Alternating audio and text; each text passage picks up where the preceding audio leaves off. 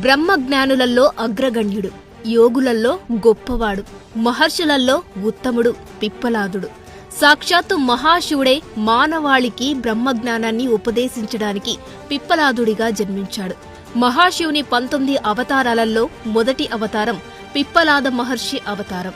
పిప్పలాద మహర్షి చరిత్ర పద్మపురాణంలోనూ శివపురాణంలోనూ ఉంది.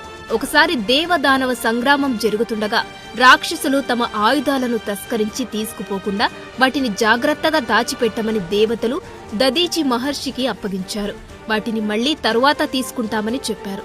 ఎందుకంటే దదీచి మహర్షి ఆశ్రమంలో ఆయుధాలు ఉంటే రాక్షసులు వాటిని ఎత్తుకుపోలేరని వారి నమ్మకం. అంతేకాకుండా దదీచి మహర్షి ఆశ్రమంలో ఉంటే ఆయుధాల తేజస్సు పెరిగి అవి చాలా శక్తివంతంగా మారతాయని కూడా వాళ్ల నమ్మకం. తర్వాత దేవదానవ సంగ్రామం మహాభయంకరంగా జరుగుతుంది. దేవతలు దానవులు ఒకరిపై ఒకరు అనేక అస్త్రశస్త్రాలను ప్రయోగించుకున్నారు. అయితే ఫలితం ఎటూ తేలకుండానే దేవదానవ యుద్ధం ముగుస్తుంది.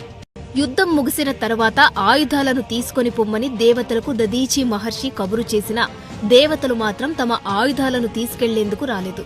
తర్వాత తీసుకుంటాములే, ఎక్కడకు పోతాయి, మీ దగ్గరనే ఉంచండి అంటూ ఉండేవారు. ఇలా చాలా కాలం గడిచిపోయింది. చిరకాలం చూసి ఆ ఆయుధాలను రక్షించే బాధ్యత తను వహించలేక వాటన్నిటిని తనలోకి తీసేసుకున్నాడు దదీచి. శక్తివంతమైన ఆయుధాలన్నీ ఆయన పుట్టలో జీర్ణమైపోయాయి. తర్వాత కొంతకాలానికి దేవతలు వచ్చి తమ ఆయుధాలు ఎక్కడని దదీచి మహర్షిని అడిగారు. అప్పుడు వాళ్లతో ఎన్నోసార్లు మీ ఆయుధాలు తీసుకెళ్లమని చెప్పాను, మీరే తీసుకెళ్లలేదు, అవన్నీ నా శరీరంలో జీర్ణమైపోయాయి, ఇప్పుడు ఆ ఆయుధాలు మీకు లభించవు, ఇక వాటిని మీరు మర్చిపోండి అన్నాడు.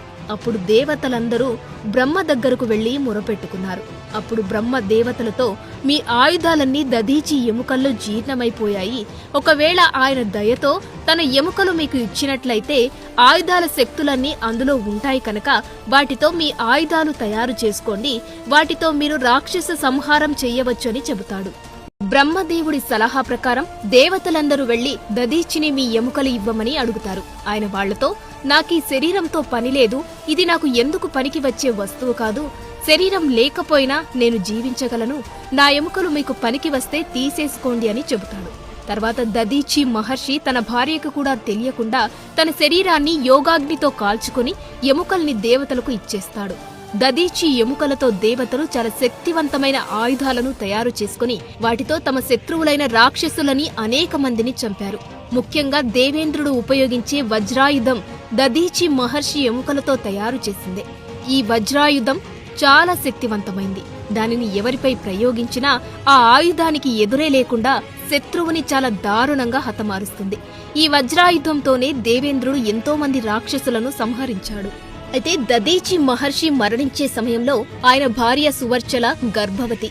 ఆమె గర్భంలో శివతేజస్సుతో ఒక కుమారుడున్నాడు. భర్త చనిపోవడంతో ఆమె కూడా సహగమనం చేద్దామని అనుకుంది. యోగాగ్నితో తాను కూడా అగ్నిప్రవేశం చేద్దామని అనుకుంది. సహగమనమంటే ఆ భర్త శరీరంతోనే ఆ చితిపైనే చావాలని కాదు, భర్త వెళ్లిపోతే తాను కూడా అగ్నిలో ప్రవేశించడమే. ఆమె అలా వెళ్లిపోదామనుకుంటే ఆమెని అందరూ ప్రార్థించి ఇప్పుడు నీ గర్భంలో మహాశివుడు బిడ్డ రూపంలో ఉన్నాడు కదా, శిశువుని కన్న తర్వాత నీవు సహగమనం చేసుకో అని సలహా ఇస్తారు.